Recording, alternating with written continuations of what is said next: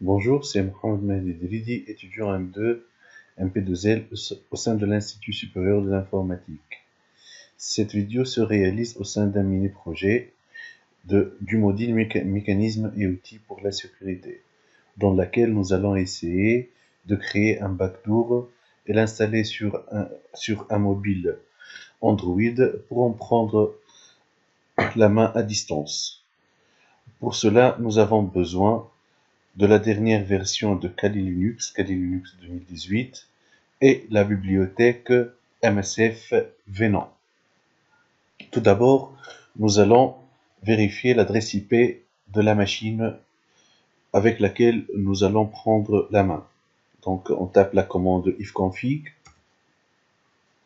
Nous remarquons que l'adresse IP est 192.168.43.127. Nous allons copier cette adresse. Puis, nous allons lancer la commande suivante.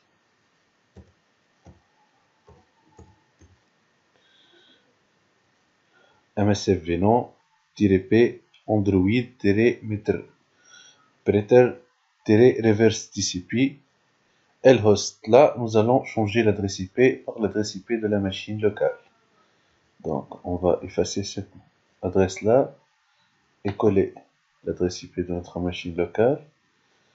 Puis, on va maintenir le port 444. Là, il s'agit du nom de l'APK que nous allons installer dans le mobile victime. Donc, nous allons changer le nom par Google Updates. Et comme ça, la victime croit que c'est un mise à jour pour Google et l'installe normalement. Donc, on va lancer la commande.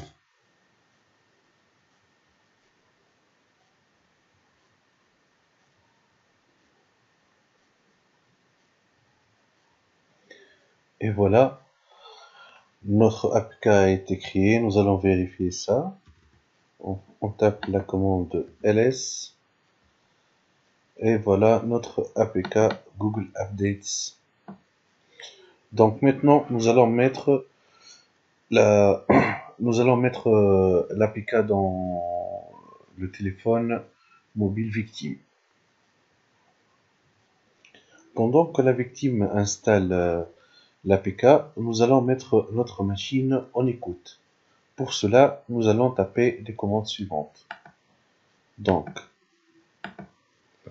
nous allons taper MFS console pour entrer en mode écoute.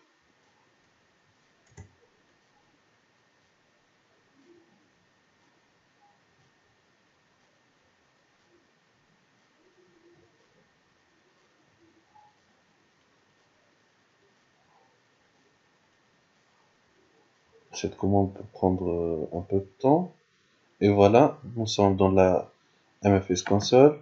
Par la suite, nous allons taper Use Multi-Handler.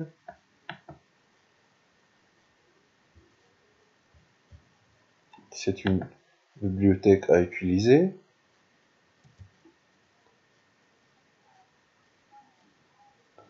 Par la suite, nous allons taper set payload Android Meter-Preter Reverse TCP pour utiliser la commande avec laquelle l'APK a été créée.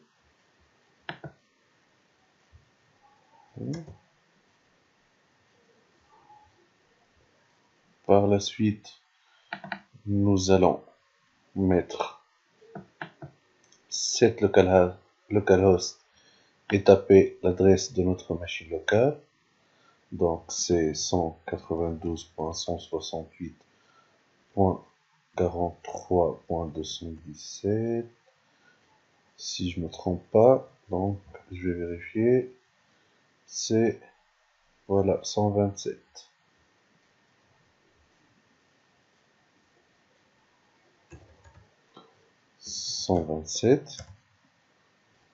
Ensuite, le port, c'est cet L port 444.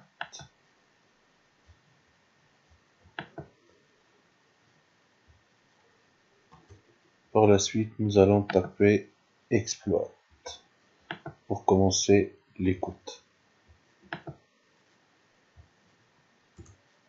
Et voilà, nous sommes à l'attente de l'installation de l'application.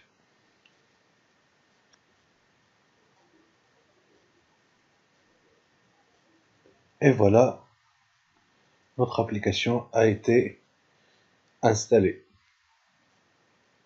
Donc on tape help. Et voilà les commandes qu'on peut utiliser. Il y a plusieurs commandes.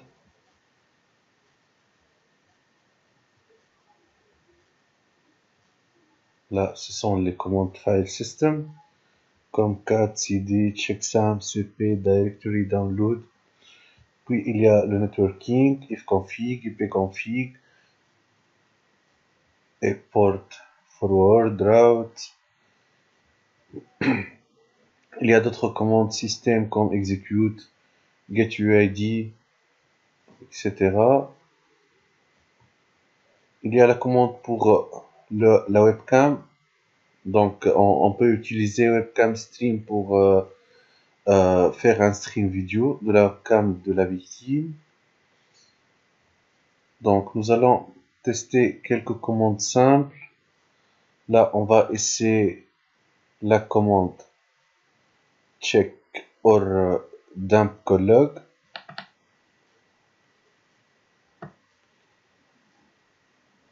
Là c'est pour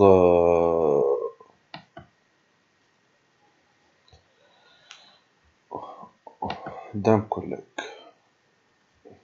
En fait, cette commande nous permet de regarder les appels entrants sortants de la victime.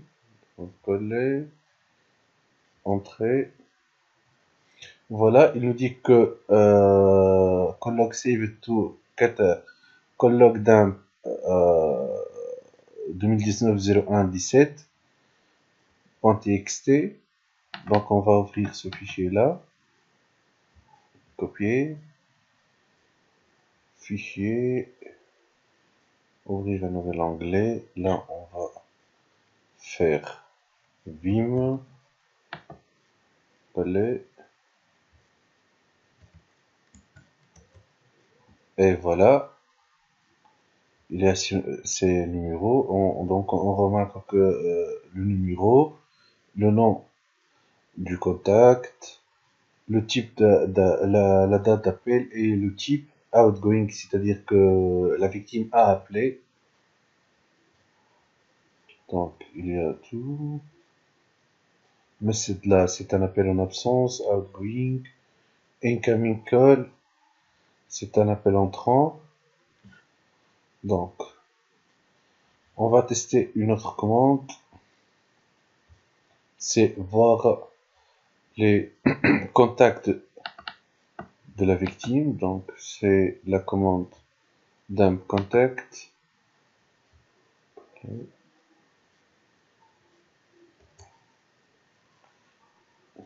C'est aussi dans un fichier. Donc on va faire copier. Là échappe de fondu. Là on va faire cat le nom de fichier. Et voilà les numéros enregistrés sur le téléphone. On va faire un check si le téléphone est routé ou non. Donc on va taper check route. Play. Entrer. Il nous dit device is not routed. Il y a plusieurs commandes en fait qu'on peut utiliser aussi. Donc je vous laisse découvrir vous-même toutes ces commandes et j'espère que cette vidéo était bénéfique pour vous. Et merci.